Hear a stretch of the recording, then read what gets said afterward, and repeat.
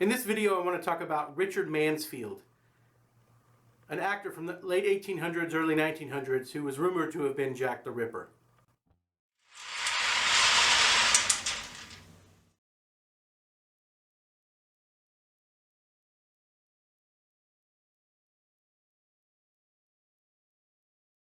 The power of an actor often goes beyond simple communication.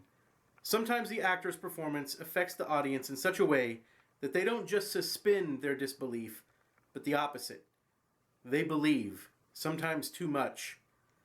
That seems to have been the case with this guy, 19th century actor Richard Mansfield. Richard Mansfield was born in 1857 in Heligoland, Germany. This is an island just north of Germany, and it was owned by the British. It was in British possession in 1857, so he was a British citizen.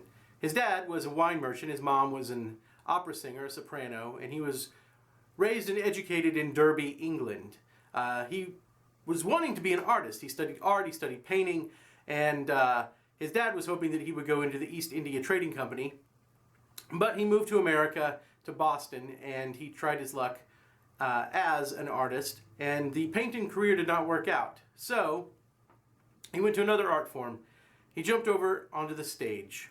Richard Mansfield made a name for himself doing operettas. Most notably, he was in Gilbert and Sullivan shows, Pirates of Penzance.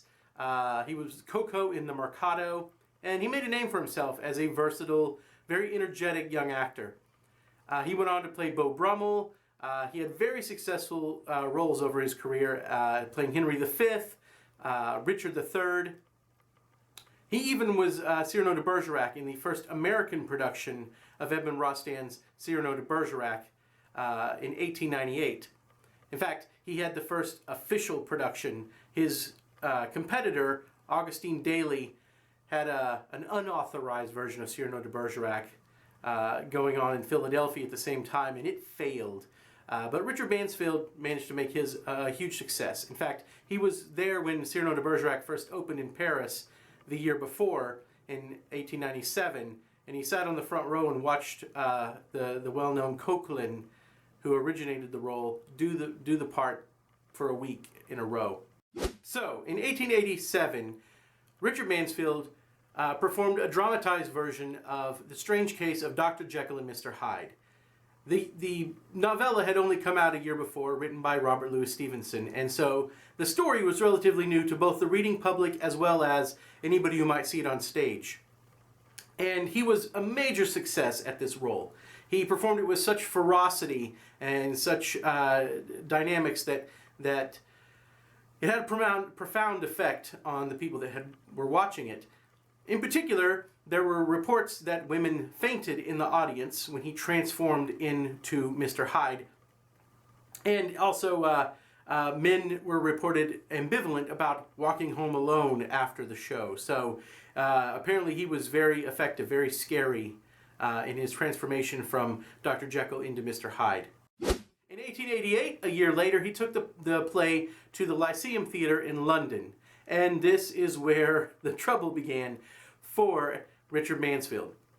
In 1888, London was right in the middle of the Jack the Ripper murders that were taking place. Very famous historical and as yet unsolved murders where young prostitutes were being killed in the street in London at night.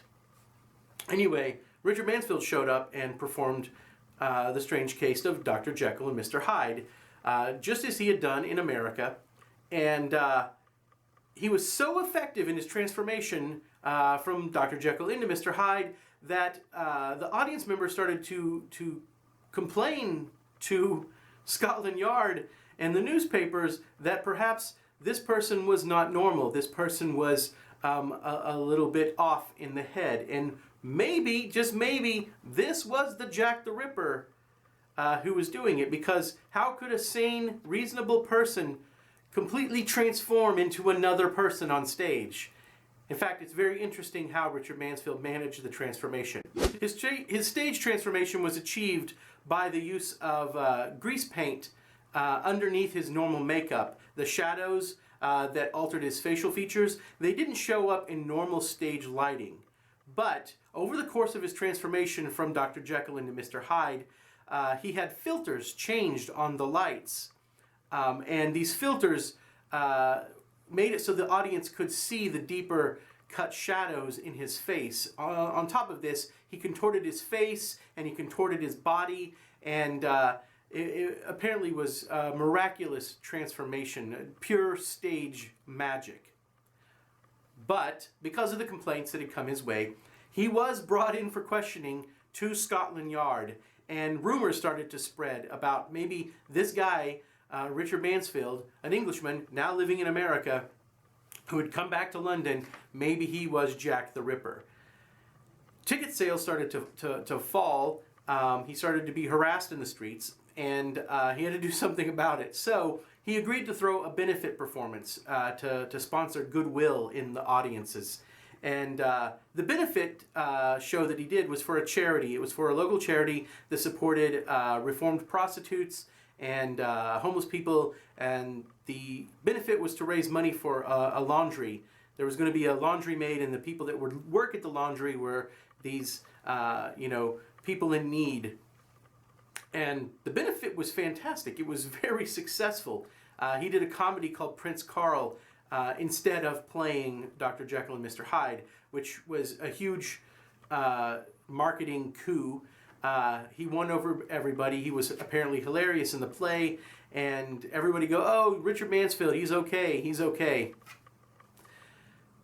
Unfortunately, it did not save the production. There was still a drop-off in ticket sales. There was still that lingering doubt of whether maybe he was Jack the Ripper and somehow he fooled everybody and got away with it by throwing a benefit. And so he had to close the production. And the public opinion was just against him. So it was a very weird twist in theater history of this guy who was such a good actor in a show, with such a good transformation from becoming one character into another character played by the same person, that they thought he was a mass murderer.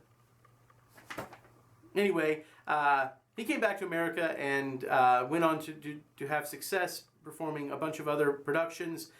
He brought Henrik Ibsen over to the United States. He's one of the first ones to do that.